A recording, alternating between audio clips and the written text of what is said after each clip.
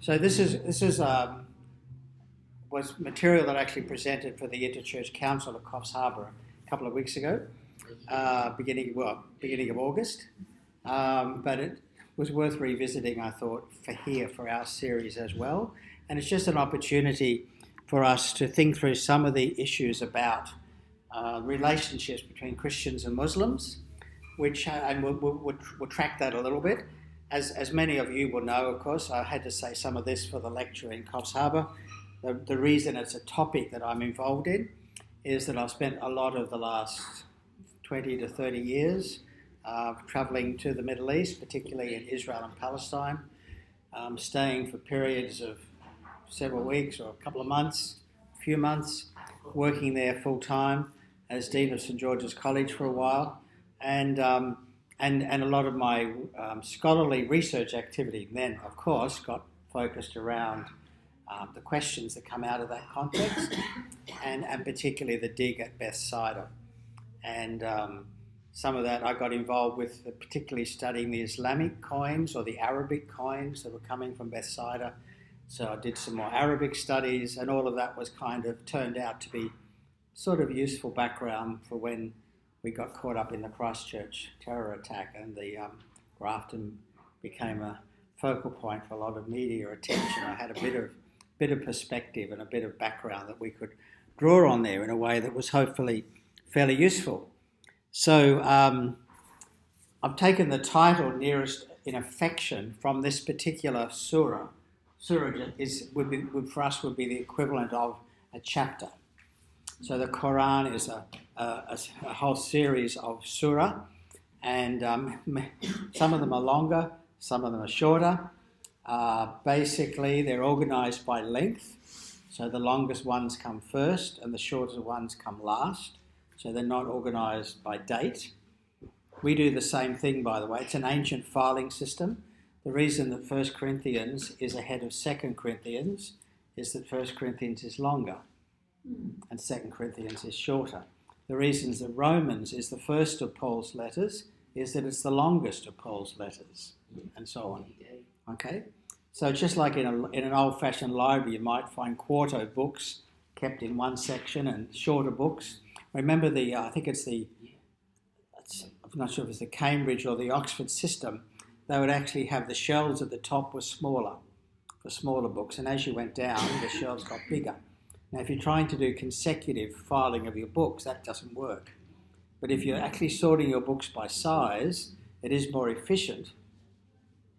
Okay, you get more books on the wall, but of course that you can't file them consecutively by their catalogue number. It was a similar thing. So in the Old Testament, in the New Testament, in the ancient world, documents were sorted by length.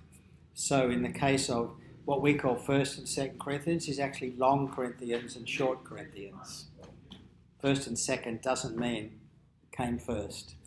1st, 2nd Thessalonians simply means long letter to the Thessalonians, short letter to the Thessalonians. It's not about sequence.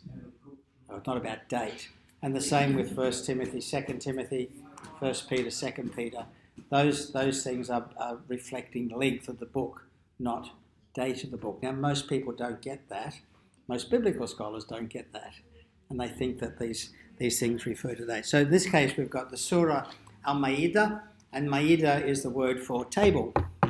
Actually, it's a word for a fancy table, more like a dining table. And so this is one of the surahs, chapter 5, verse 82. And Muhammad is recording this, and you'll find the nearest of them. It's a time when it's a passage where they're talking about other religious communities. You'll find the nearest of them in affection to the believers are those who say we are Christians. Okay, so what's being said here in the Quran by God to Muhammad is that the people who are closest to them are the Christians, the nearest in affection. And why is that? Because among them are priests and monks, and because they are not arrogant. Okay, interesting. So that's a point of view about Christians in the Middle East. We're around about 620 or 630 AD. Okay, so what we're trying to do in this kind of presentation is help people to move from any sense of fear, and there is a lot of fear of Islam, rises from time to time, called Islamophobia, fear of the Muslims. Think about the shared inheritance that we have with Muslims and Jews and Christians, not overlooking our differences. I mean, the things we have in common are really important, but where we differ is what makes us interesting. Okay? So it's good to have lots of things we share, but our uniqueness are the things that make us who we are, make us, make me, and make you. So not overlooking our differences, but recognising that we do actually have a lot in common, and that if we shift our headset a little bit, our mindset, we might find there are lots of ways that Christians and Muslims can collaborate rather than being in fearful, hate-driven competition. And there are many places in the world where the hatred goes both ways, and we have to acknowledge that. So in terms of Muslims in Australia, the story goes back quite a way.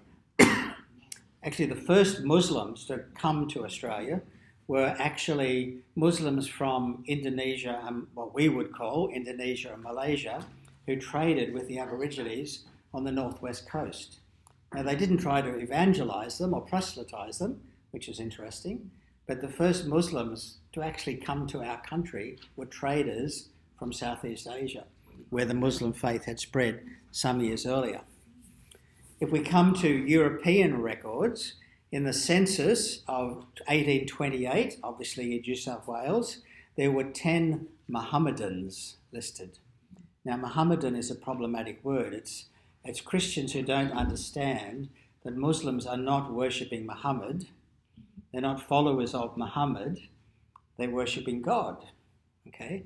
But from a European perspective, one of the labels we've used for Islam is that we speak about them as Mohammedans, followers of Muhammad.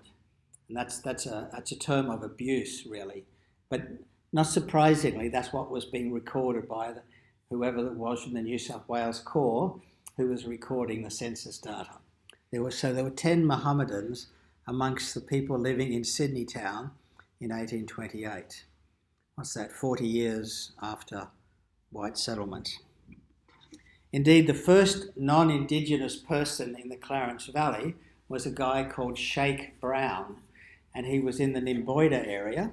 He was a frequent runaway convict from Moreton Bay and anywhere else where they locked him up. But this particular instance, he escaped from Moreton Bay again, made his way down here. Okay, the highway was terrible at the time, but he made his way down here and spent a couple of years, around about 1835, living in this area, up around Nimboida. And then when he handed himself in, at the end of that time at Port Macquarie, he was let off leniently because of the intelligence he gave the government about timber and mineral resources up this big river. It was just a little bit further north. So he kind of got some leverage out of his escapades. Now, he was an Indian Muslim. He'd found his way to London as part of the British Empire, got into trouble with the authorities, was sentenced to death, but instead was transported to Sydney, was always in trouble. They put him up in Brisbane, where the bad people go, and he kept escaping, and actually eventually came to grief at the hands of the Indigenous people because of some way he was treating some of their women. Then in the late 1800s, we have the Afghan camel drivers who were brought in to help with the economic development of the outback and to use camels. So that's probably the first substantial, almost intentional wave of migration of Muslim people into Australia. And this is before we invented the White Australia policy. It wasn't a problem. And everybody came by boat, so boat people weren't a problem. Except from the point of view of the Indigenous, who thought all of us really should go back where we came from. Okay. But after Federation, Australia introduced the White Australia policy, which excluded non-European Muslims. But there were still Muslims coming, but they were coming from the Balkans, from Eastern Europe. So they weren't So they weren't migrating from the Middle East or from Southeast Asia, from Afghanistan and so on. So the Muslims who were coming were small in number, few in number, I should say, and they were still Europeans, and being European was more important at the time than being Catholic or Protestant or Christian or Muslim or Jewish or whatever. Had to be white. Don't care what your religion is as long as you're white. Okay, that was the policy right down until basically the early 1970s.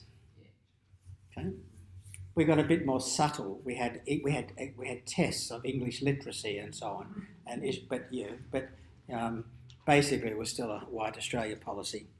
From 1975, we moved to a supposedly non-discriminatory immigration policy, and lots of Lebanese came. Interesting, the Lebanese were 60% Christian and 40% Muslim. Now that's not, if you ask people about the Lebanese, they'll say they're Muslims. Actually, these days it's probably more 50-50, but there's a very large Lebanese Muslim association in Sydney. It's one of the major Islamic groups, and it's because it gets a lot of media attention.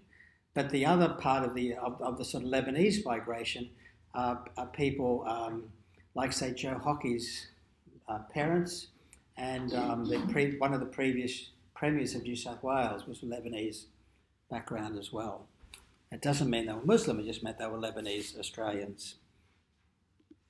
In the 1990s, we moved to an even more open and inclusive policy in terms of migration and refugees. We've shrunk back from it a bit, but that's more or less the default setting officially at the moment. And so we officially do not discriminate against anybody on the basis of them being a Muslim or a Hindu or whatever it turns out to be. There was a little reverse discrimination exercise in 2016, you might remember, and the government announced that it would take an extra 20,000 Syrian refugees provided they were Christian Syrians or Christian Iraqis. Now that was an aberration. Normally we wouldn't be basing our immigration on religion. So that's been the kind of the history of the history of sort of Islamic coming in. That's somebody trying to FaceTime me, would you believe? But hopefully it'll just give up. Let's look at the census data. So 2016 nationally, there were 604,000 Muslims out of 24 million or something. Okay, so we haven't been swamped, despite some of the headlines. 2.2% of the population, 2.6%. 5 years earlier was 2.2%. This is not a massive torrent of people flooding into the country. Okay. Locally in the Clarence Valley, at the same time, there were 43 Muslims.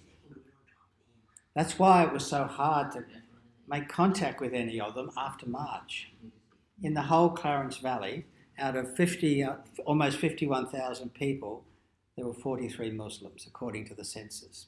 Many of them, of course, are medical specialists who are here short term, but they're the local GP, they're working in the hospital and so on. They're working as podiatrists and so on in the healthcare industry. That's 0.08%. Okay, but this, as we know from other times, we live in a very Anglo community. Well, the Muslims are tiny little percentage.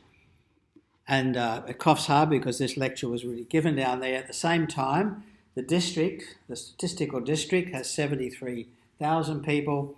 There were 466 Muslims there in 2016. So there's a bit more capacity to get some community services targeted at their needs, because there's enough of them to kind of deal with. But even so, it's still only 0.6% of the population in the Coffs Harbour statistical district. Okay, so yes, they're here. There are actually more Muslims in Australia than Jews, but the Jews tend to be in high prestige occupations, and Muslims are divided between very highly professionalised health work and I guess lots of other occupations that are not so highly regarded. Now, changing focus, that's kind of what we've been looking at, is kind of the historical and the current scene of Muslims in Australia. The next slide, I just want to look at some of the historical dates for Islam and Christianity and Judaism. So I'm going to go right back to Abraham, because Abraham is the the character out of the scriptures who all three religions say he's our granddaddy. You know, we come from him. That's kind of the story. And we often refer to the Abrahamic religions, meaning Judaism, Christianity and Islam. So Abraham, or Ibrahim, of course, for the Muslims. Now, in the biblical narrative, if you're trying to put a date on Abraham, which I think is the wrong thing to do, and you can't actually, but if you were trying to put a date on Abraham, you'd go somewhere around 2000 BC. Okay? The dates in the textbooks range between 2200 and 1800 BC. So that's a 400-year window. But we have no idea about any historical character behind this. The next character who pops up who's significant in the traditions is Moses, Moshe in Hebrew, and of course Musa in Arabic. And again, you can hear the commonality across the languages. Okay, roughly 1300. Again, there are various dates, and there's significant reasons to think Moses didn't exist. But on the biblical narrative, there's about a 700-year gap between Abraham and Moses. That's a long time. Okay, think back 700 years from now. What was England like 700 years ago? Okay, there were no Europeans in North America 700 years ago. The world was a totally different place. Just a couple of hundred years later, we get David and Solomon coming into the story, Daud and Suleiman ibn Daud, Solomon the son of David. Almost, 900 years later, more or less, we get to Easter, to the death of Jesus, who in the Quran is known as Issa, which is actually very close to the Greek Yesu. Okay, the same kind of word is coming through. Issa ibn Maryam, Jesus, son of Mary. Muhammad himself lived on our calendar, between 570 and 632. So we lived about 60 years. 62 years, okay? Which actually is not bad for the ancient world, the medieval world, okay? Must have been pretty healthy. Well, several of them. And also, despite being a warrior as well, because, warriors are more exposed to risk. So the dates for Muhammad, the revelation of the earliest surahs from the Quran around 610. Okay, as I said, they're not remember in the Quran, they're organised by length, not by date. The flight to Medina, to the city of Medina, what's called the Hijrah, happens in 622. And Muhammad himself is going to die 10 years later. Now, Muslim dates, Islamic dates, are dated from the time of the Hijrah. So there's about, as you can see, a 622-year difference between our calendar and their calendar. We also and also theirs is a solar calendar and ours is a lunar calendar. So it's not just as simple as that. The length of the years is different as well. So there's special tables to help us work that out.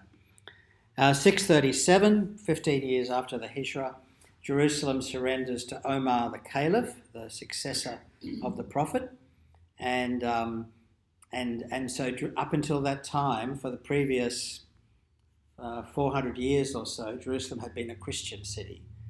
And it still is a Christian city, but it's under Islamic rule from this point on. And slowly, population becomes more Muslim than Christian. Okay? And the last date to look at, just in terms of the series, is that roughly 400 years later, 450 years later, the First Crusade recaptures Jerusalem. But the whole Crusader period only lasts about 100 years, 100 to 150 years, and was never as successful later on as in its first iteration. So you get a sense. So there's basically 3,000 years of tradition, from 2000 BC to about 1000 AD, and the story of the children of Abraham, the Abrahamic faith, is kind of being played out through that period, and we could overlay some Jewish dates there as well. So, early reactions to Islam from the West. Well, the first thing to note is that Islam developed in the Middle East in areas which were beyond the borders of the Byzantine Empire. The Byzantine Empire is what became the Roman Empire, basically from Constantine onwards. So you've got a sort of Greek-speaking Roman Empire, Christian Empire, centred in Byzantium or Constantinople, what today we call Istanbul. Okay, and their great enemies were the Parthians or the Persians further to the east, and the Arabs were the tribes sort of in between, and both empires were trying to use them to attack the other side. Okay, so Islam developed outside of the empire and in that random kind of space where they were the free agents.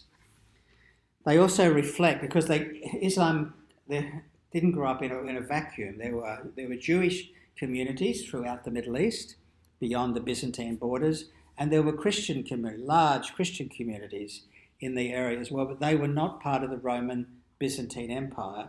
Therefore, they were not part of the Council of Nicaea. They were not part of the Council of Chalcedon. And so the Byzantine Christians just regarded all the Oriental Christians as heretics because they didn't sign up to the councils, which were called by the Roman Emperor, because they weren't under the authority of the Roman Emperor. Okay.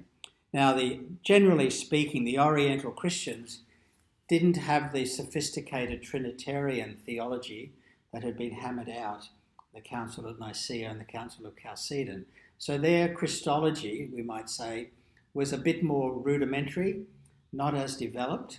And interestingly, the theology and the Christology of Islam is actually very similar to the theology of these Oriental Christians, where they were nervous to talk about Jesus as God.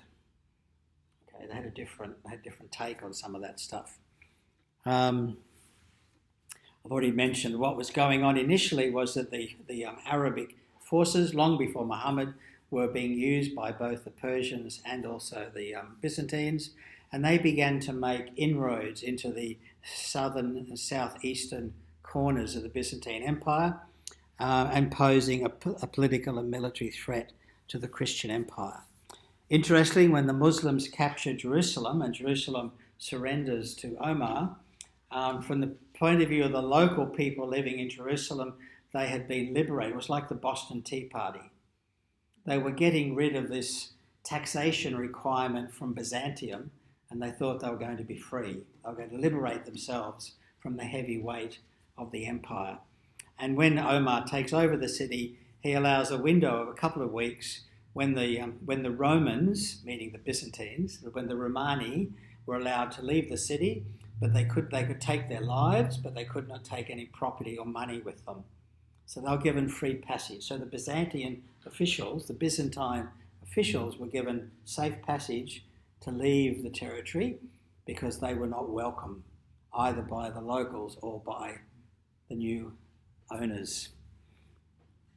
There's a classic story when you visit the Holy Sepulchre in Jerusalem, and right next to it is the Mosque of Omar.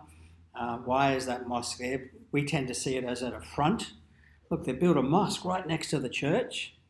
Well, in the legend, Omar captures the city. The patriarch, the Greek patriarch, surrenders the city to Omar because the patriarch was the ruler of the city. He invites Omar to come into the Church of the Church of the Resurrection, as they call it, which was a massive, fantastic, government-funded cathedral, okay, funded by all the money the Roman Empire could supply. And Omar declines and says, if I go and pray in that church, my followers will knock it down and build a mosque there. He said, I'll pray outside. And that's where the Mosque of Omar was built. So it's actually a sign of coexistence. It's not a sign of confrontation. Okay? But lots of people visit. Why did they put a mosque so close to the church? Because they chose not to come inside, because it could complicate the future. Indeed, throughout the Middle East, as it gradually came under Islamic rule, most of the population was Christian. They didn't just convert, they stayed Christian. Okay? Many of the government officials were Christian. It was just that the top echelon the jobs were controlled by the Muslims. So the point I was just making, really, the Christians continued to flourish through the caliphate, and indeed they were doing so well that it was at this time that the Christians in the Middle East began to call themselves Arabs. But they're not Arabs. Arabs come from Arabia. These are people from Lebanon, Palestine, Egypt. They're not Arabs. But if you ask any of my friends in Palestine who are not Jewish, they will say, I'm an Arab. In other words, they adopted Arabic identity and Arabic language. They stopped using Aramaic and translated the Bible from Aramaic into Arabic, translated the liturgy into Arabic, and they translated the scientific and medical and architectural texts of the Greek and Roman Empire into Arabic, where it became the cultural milieu and inheritance of Islam, who gave it back to Europe at the time of the Renaissance and sort of subsequently. So there's a whole other story of the Christian-Muslim interaction in the Middle East. That's not to say that there wasn't an economic and a social advantage in becoming a Muslim.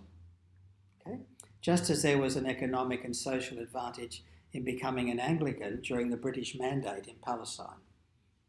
You got more government jobs if you belong to the church. Okay, or Catholics if you're in Lebanon. Okay, so Christian responses to Islam. One of the responses we often hear is that people see Islam as a deviant and heretical sect, that they once had a Christian legacy, but they've chosen to go off the rails and become this deviant, heretical religious movement. Now that's a perspective on Islam coming from Europe, and it doesn't reflect the historical origins of Islam at all. But it's one that is certainly around in lots of quarters. Whether or not they're seen as a deviant and heretical sect, the Muslim world, certainly during the time of the European colonial expansion, Muslims were seen as objects of missionary activity. So Christian missionaries went to what is now Pakistan and still go there to try and convert Muslims to Christians. Okay, similar things happening in parts of Africa and so on. And Africa is an interesting point because until very recently, Islam only spread down a certain distance, about equivalent to halfway through Sudan, and the rest of the continent, Islam didn't spread. Why? Because of the tsetse fly, which was bad for traders, so they just didn't go any further south. So the south became colonised by Europeans, mostly converted to Christianity. So the southern half of Africa is solidly Christian, the north half of Africa is solidly Muslim. In places like Nigeria, they're going head to head and they're killing each other. Okay. Right now? Yeah, still now. Okay? Why? Because the Christians are trying to convert Muslims in northern Nigeria, and the Muslims are trying to convert Christians in southern Nigeria to take on their faith. Okay? And that's part of the tension between South Sudan and Sudan as well.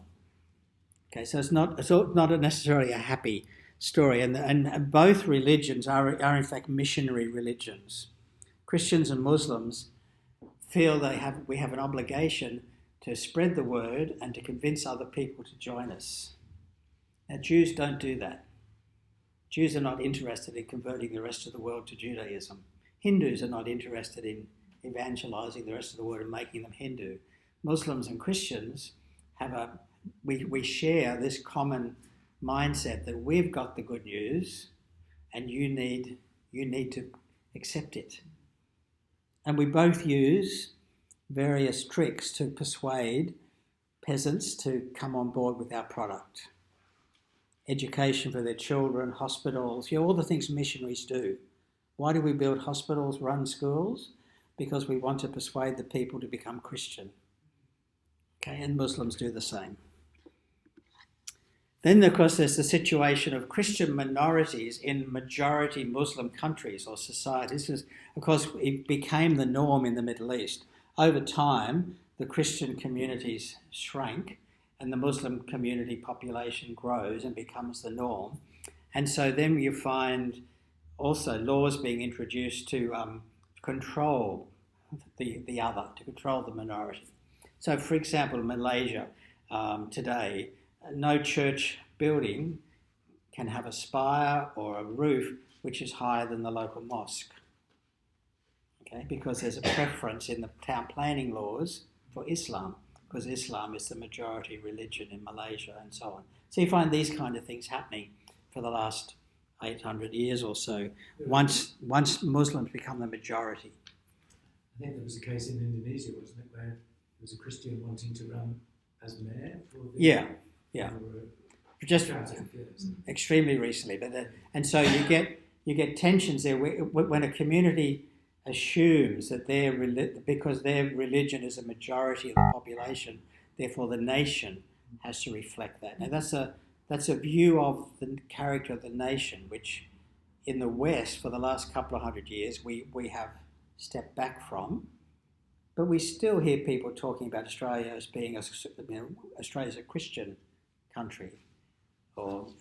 So for instance, in the 19th century, when England was at its peak in terms of world power, they negotiated with the Sultan to build a large Anglican church in downtown in Cairo. And the agreement was that any time you want to, you can build a mosque in Hyde Park in London. Ha ha ha, that will never happen. Guess what? The President of Egypt has cashed that cheque, and they now have a mosque right in the heart of London, which is well attended because there are now lots of Muslims living in London. Okay, but at the time we presumed that European Christianity would always conquer, but it hasn't. Okay, so these communities have learned to live within their own bubble, and so, for example, the outside of a Greek Orthodox church in the former Ottoman Empire looks very plain. You walk inside, it's spectacular. Well, why is it plain on the outside? Because it would be offensive to the Muslims to have religious art on the outside of the mosque, on the outside of the church. So you keep it on the inside and so on. Okay, so they've had hundreds of years of practice living as Christians in a community which is basically Muslim. I've already mentioned this point where we've got new fields of expansion in East Africa and West Africa, where traditionally Muslims haven't been present, but Christians are now increasingly present. We of course get head-to-head religious competition. The colonial expansion by the Europeans really changed the deck. Until then, the Islamic Empire basically controlled from North Africa around to Turkey, perhaps into the Balkans to some extent. Russia was in the north, and the Austro-Hungarian Empire was in Eastern Europe, and beyond that the French and the Germans, the Italians were always fighting each other with the English, coming in periodically to stir the pot and make it more difficult. But with the advent of industrial progress and sort of maritime exploration, European people began to come into contact with other parts of the world, including Muslim communities, of course India, mostly Hindu, and China. And the assumption was, if I can send a gunboat there, then I can do it. We don't like it when China reverses that, but that was the assumption. We have the gunboats, we can go anywhere we want. We are white people, we are Christians. Okay. Now that led to a destabilization of the Islamic world, because for the best part of 1,000 years, Islam had been on an expansionary trajectory. Suddenly they were being pushed aside by European Christians, which is a profound cultural challenge to their own view of themselves. And we're now seeing some of the pushback. There's a delay, but when we talk about sort of radical Islam, it's partly a response to the cultural shaming caused by European expansion, colonial expansion. That doesn't validate it, it just means we can understand the processes that are going on here. You pushed my grandfather around and he wasn't strong enough to say no, but I'm not going to take it, kind of thing. And then, of course, the other thing, and we've again touched on that as well with the story about Egypt, partly because of the European colonialism, lots of people from the empire came back to London or Brussels or Paris or wherever. So they get substantial non-European and also Muslim populations in different places around the country, around Europe. And that brings a whole other dynamic to Muslim-Christian relationships. Okay, so let's talk about the modern tensions. Way back, long time ago, 1979. Who could remember 1979? I had long, dark, curly hair. The Iranian Revolution, Ayatollah Khomeini, and all that meant, and particularly the capture of the American embassy and the holding of the American embassy staff as hostages in the dying days of the presidency of Carter. Okay, so that's when we began to pay attention to radical Islam, resurgent Islam. And notice how they're really the same thing, but if we say resurgent Islam, it has a different feel to it than radical Islam. And yet it's really talking about the same dynamic. And then throughout many parts of the Muslim world, local nationalists moved away from secular nationalism, which was sort of, say, Nasser in Egypt and Arafat in Palestine and so on, and instead of being secular nationalists, following more or less a European model of Egypt for the Egyptians, Palestine for the Palestinians, Syria for the Syrians, Germany for the Germans, whatever, they began to say, we are Muslims, and our country has to be a Muslim Egypt, and so on. So you get the rise of Hamas displacing the PLO, for example, in terms of the Israel-Palestine struggle.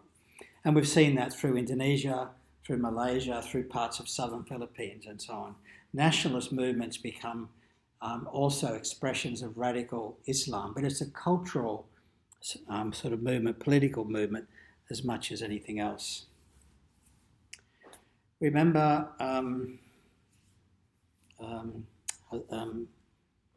the first Gulf War, between the Iranian Revolution and the Gulf War, which is basically about 10 to 20 years, 10 to 15 years, America was happy to be allied with Hassan and the Iraqis, and to foster an ongoing war between Iraq and Iran. And Iraq were our allies, remember? And then Iraq decided, for whatever crazy reason, to go and capture Kuwait, and then everything went bad. Suddenly the war with Iran was off, and the war with the West was on. So we had the first Gulf War. And around that time, we get this upsurge of Islamophobia. Women on public transport being attacked because of their headscarves and so on. Mosques being attacked, and etc. So we have a series of events. The first Gulf War, and then ultimately, of course, the second Gulf War.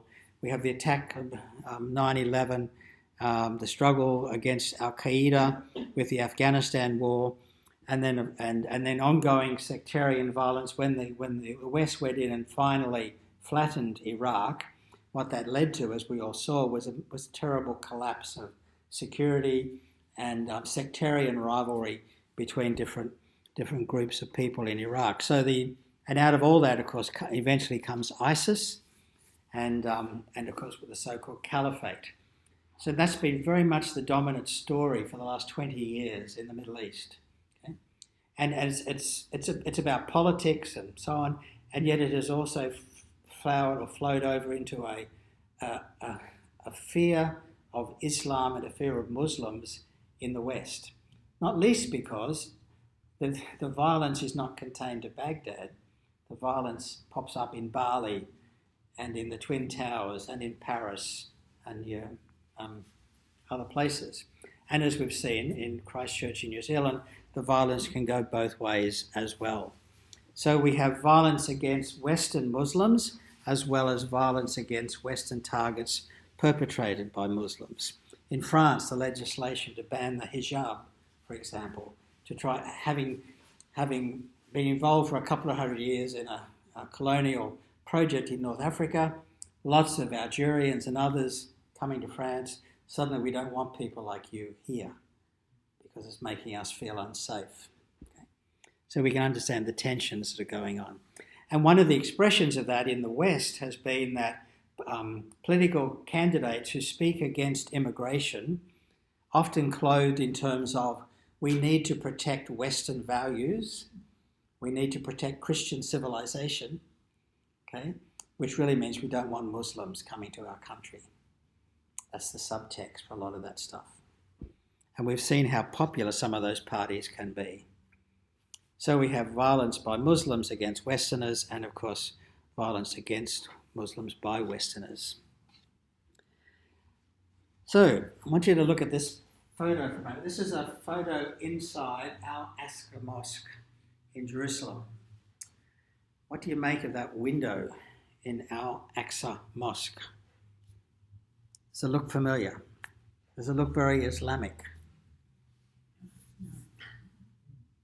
Looks kind of like one of our windows, right? It's a rose window. It's a Christian Gothic window from a Western cathedral, and it's right up near the front of Al-Aqsa Mosque. And if you look below it, there's a very different kind of window which looks much more Middle Eastern, much more Islamic, much more Arabic in its culture. Okay, so that's a story in itself. But during the time of the Crusades, the Dome of the Rock and the sort of adjacent Al-Aqsa Mosque were taken over and turned into Christian churches. So remember the story of Omar? He wouldn't walk inside the church in case it was turned into a mosque or demolished. When the Crusaders arrived, they deliberately took over the Dome of the Rock and renamed it as the Church of the Holy Trinity, which could not be more insulting to the Muslims. Okay? And amongst other things, we find some of their architecture surviving to this day in the Al-Aqsa Mosque. So let's think about some of the ways we might rethink Christian views of Islam. The first point to make is that the one God worshipped by Jews, Christians and Muslims is the God that Muslims call Allah. And if you're an Arabic-speaking Christian, Allah is the name for God. Okay? They don't have another word for God. This is the word for God. And it's closely related to the Hebrew word El and Eloah and Elohim, which are the same basic letters, which is the Hebrew word for God. So one of the points for us to get our head around is that we are all worshipping the same God. Now, not every Christian would agree with that statement, but I want to suggest that's a fundamental point if we're going to be in any kind of positive relationship with Muslims. We understand God differently, but then we understand God differently from Jews, and we insist we're worshipping the same God as the Old Testament, although, of course, the Jewish people would say, no, you're not, because for you, Jesus is part of God, and for us, he's not. You have changed God into something else. And we say to the Muslims, no, you're not worshipping the same God as us because you left Jesus out. Okay? But we are all claiming to worship the same God, the creator of the universe, the one who's known through the tradition in the Bible and so on. But we understand God differently.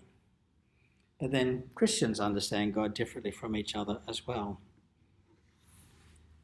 The phrase, thy kingdom come, of course, for us is a really precious phrase coming out of the Lord's Prayer. But actually it represents the very heart of Islam. The word Islam means submission. In other words, submitting to God's will. Thy kingdom come, thy will be done on earth as in heaven.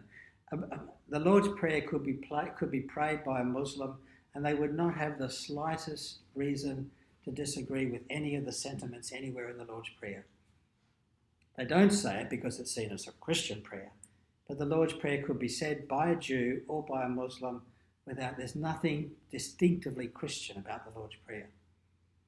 So our prayer for the kingdom to come and for God's will to be done on earth is the same prayer that a Muslim makes when he says, God, I submit to your will, show me what you want done. Okay?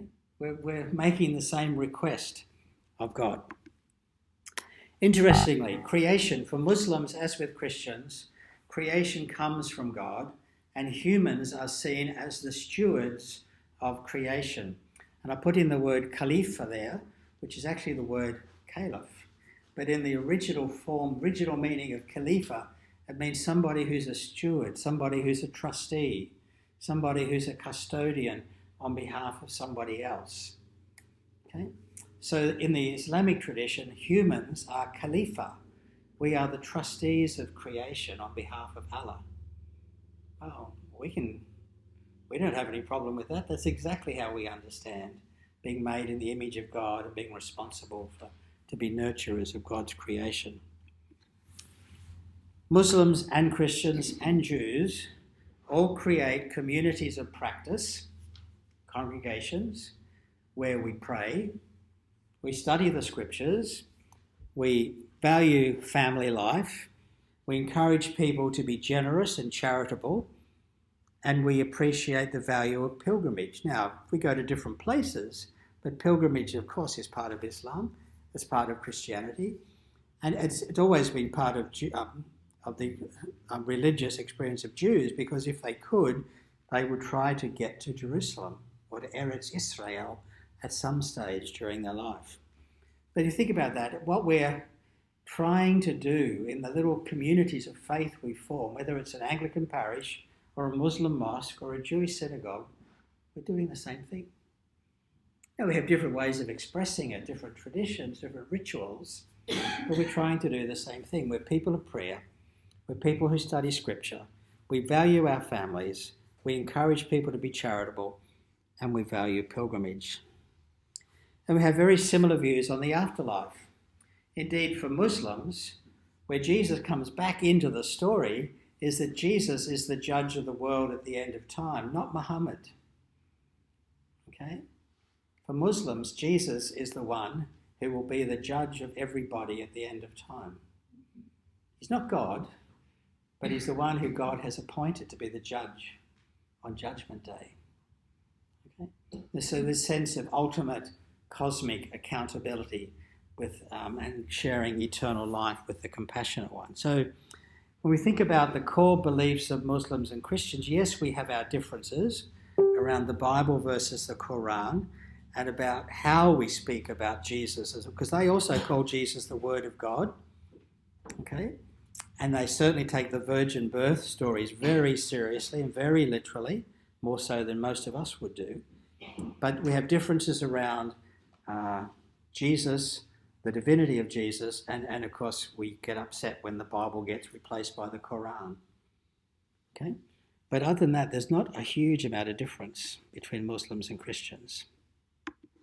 So my suggestion is that we could develop an agenda for affection where we see that one of the things that Muslims and Christians and other people could be doing is to actually work hard together to strengthen the multi-faith character of Australia, to make it more resilient and more acceptable that we are a multi-faith society. We're one of the most multicultural societies in history and on the planet. And that's something that both Christians and Muslims have a stake in. Okay? We don't want that to become polarised or nasty. At the local level, and it's difficult to do when there are 43,000 Christians and 43 Muslims. It's a bit hard to have a conversation. Okay, 1,000 Christians take one Muslim over here and have a little respectful conversation. That's not going to happen, right? But overall, in the country as a whole and in larger centres, we could be developing local interfaith relations so we're not strangers to each other, so that when the next problem pops up, the next thing like Christchurch happens, we're not strangers. And the local Muslims will feel absolutely comfortable coming straight to the cathedral and say, can we have some prayers? Because look, some really bad things have happened, or vice versa. One of the things that happened in Sri Lanka, when they had their attacks about, a month after the Christchurch attacks, they were mostly Catholic churches which were attacked. In one case, the local Muslim mosque said to the Catholics, come and have Mass in our mosque. Think about that. A Christian Eucharist, Catholic Mass, being celebrated inside a mosque. One of the things Muslims will be most offended by. They said, look, your church has been blown to smithereens, come and use our building. And there are stories like that all around the world where Christians have made human chains around mosques to protect them from attack, and when Muslims have made human chains around churches to protect them from the attacks by the radicals. Okay? We can't afford to be strangers, because when the bad time comes, it's too late.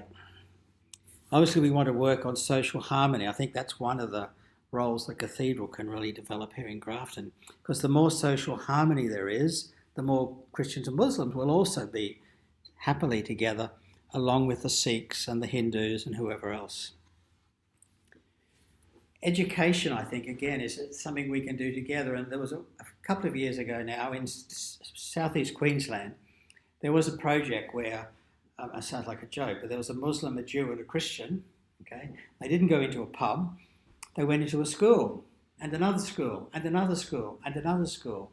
And they ran programs helping kids in the school to understand the relationship, the history and the character of Judaism, Christianity and Islam. And by seeing the rabbi, the imam and the priest together, obviously friends, the kids got it. We're different, but we can work together. So there needs to be education within schools, both religious schools and secular schools. We need to be educating our own people to be more tolerant and less anxious. And of course, there has to be a voice to wider society. I already mentioned that in the Islamic faith tradition, humans are seen as the Khalifa, the trustee, the stewards of creation. And again, this is an area of incredible significance to the human race and indeed to the planet. I mean, the fires going on in the Amazon at the moment, the impact of losing the Amazon jungle in terms of the Earth's air quality, I mean, it's just mind-boggling. It doesn't just affect Catholics living in South America. It doesn't just affect even humans. It affects every creature that needs oxygen. And that's, a lot of us need oxygen. Surely that's somewhere where Muslims and Christians have a natural capacity to work together. Once we stop arguing about whether women should have scarves or whatever. Compassion and social justice. I mean, as I mentioned earlier, one of the things we share is that we believe God is compassionate and we believe God wants us to be compassionate. And there's certainly scope for Muslims and Christians to work together in the areas of social justice. That can be responding to some sort of humanitarian crisis, or it can just be responding to issues of social justice, which in Australia's context, of course, includes children in detention, the treatment of asylum seekers and so on. And increasingly, while we've tended to see humanitarian aid as something Christians do, and even the Red Cross, Red Cross, okay, now there's the Red Crescent as well. And they work together effectively as one organisation. In other words, and then there's World Muslim Aid and so on. So increasingly, Muslims and Christians are working together in places. One of my friends in Brisbane used to work for World Vision. I think he's working for them again now. He spent a couple of years as a parish priest. One of his projects was developing a group of clergy, pick me sort of thing. I love to do this sort of work.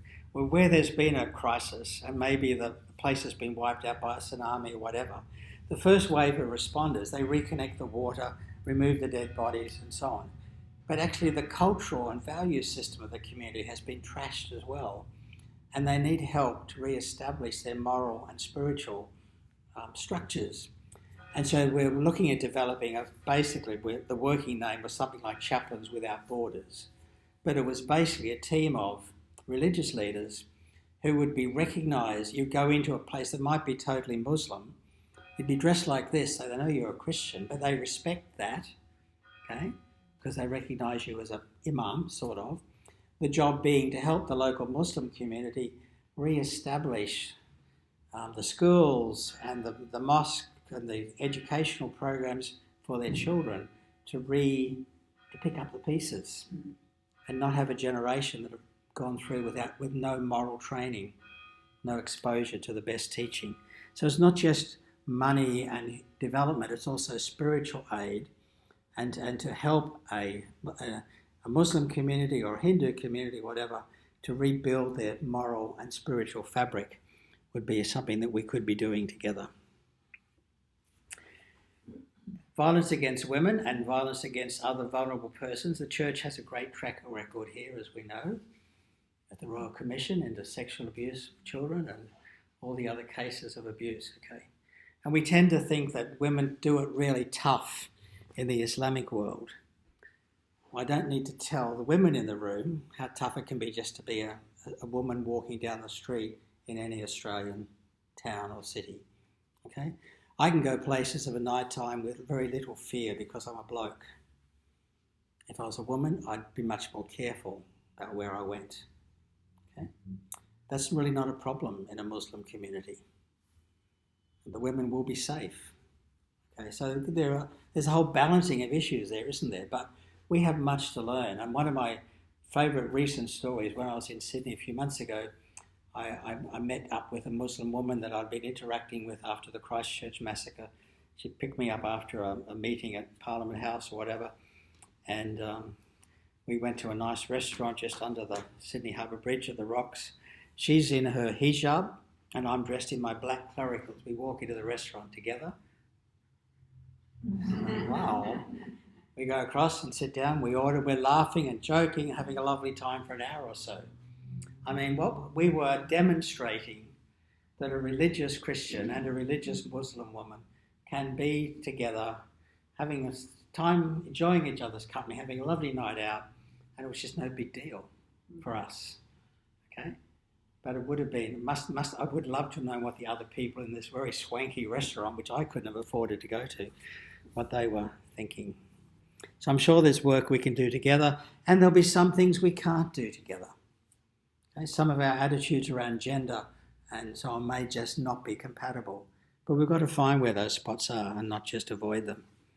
And I think the last thing is this point of, in our kind of world, as we become more and more high-tech, as the surveillance cameras get smarter and smarter, as they have done in China, and they will do here, as the algorithms take over, okay, what does it mean to be human? What does it mean to be a carbon-based life form in a digital world? Okay, and I think that's where, again, that's an area where Muslims and Christians and Jews and other people of faith have a lot to add. What is the ancient spiritual wisdom about being human?